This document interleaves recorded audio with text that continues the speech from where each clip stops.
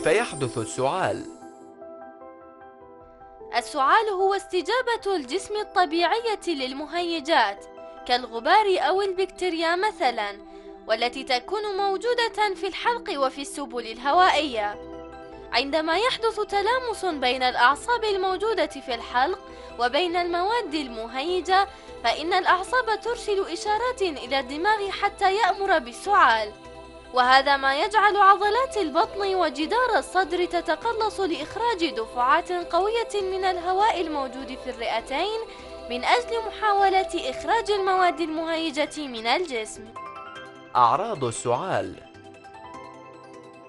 يعد السعال الذي يحدث من حين لآخر أمرا طبيعيا وصحيا، لكن على المرء أن يستشير مقدم الرعاية الصحية سريعا إذا أصابه سعال استمر عدة أسابيع. على المريض استشارة مقدم الرعاية الصحية إذا كان السعال يؤدي إلى ما يلي: الاختناق، خروج مخاط مدمى أو ملون، قصر النفس، أزيز الصدر. وتشتمل مضاعفات السعال الشديد الذي يستمر فترة طويلة على ما يلي: تكسر الأضلاع، التعب الشديد، الصداع، عدم النوم، السلس البولي. أسباب السعال. السعال العارض أمر طبيعي، لكن السعال الذي يستمر مدة طويلة يمكن أن يكون علامة تشير إلى وجود مشكلة صحية.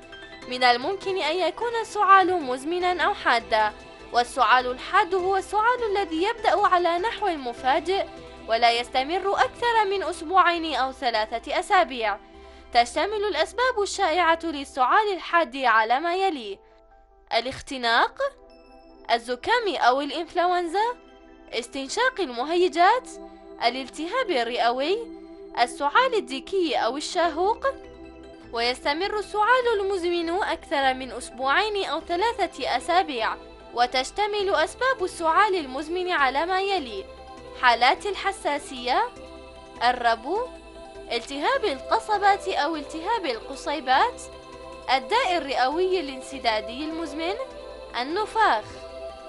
من الممكن أن يؤدي التدخين إلى سعال مزمن، وهناك أدوية يمكن أن تسبب سعالا مزمنا أيضا. معالجة السعال. تزول معظم حالات السعال من تلقاء نفسها خلال أيام معدودة من غير حاجة إلى معالجة. من أجل تخفيف السعال يمكن أن يمص المريض السكاكر الصلبة أو السكاكر الخاصة بالسعال، ومن الممكن أن يكون هذا مفيدا من أجل تخفيف السعال الجاف وتهدئة الحلق المتهيج، لكن لا يجوز إعطاء هذه السكاكر للأطفال دون 3 أعوام، وذلك لأنها يمكن أن تسبب لهم الاختناق. السوائل مفيدة من أجل ترقيق المخاط الموجود في الحلق، ومن الممكن تناول السوائل الدافئة من أجل تهدئة الحلق.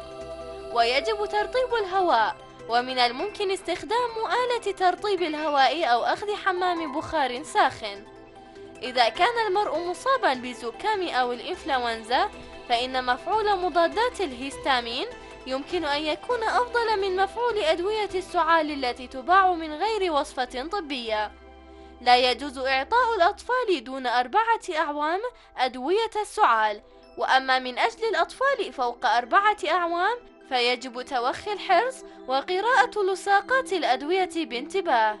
يمكن أن يساعد ترك التدخين إذا كان المرء مدخنا على الوقاية من السعال المزمن، وعلى المرء أن يقوم بما يلي من أجل تقليل انتقال الجراثيم إلى الآخرين عندما يسعل: تغطية الفم والأنف بمنديل، رمي المناديل المستخدمة في سلة المهملات، الإكثار من غسل اليدين.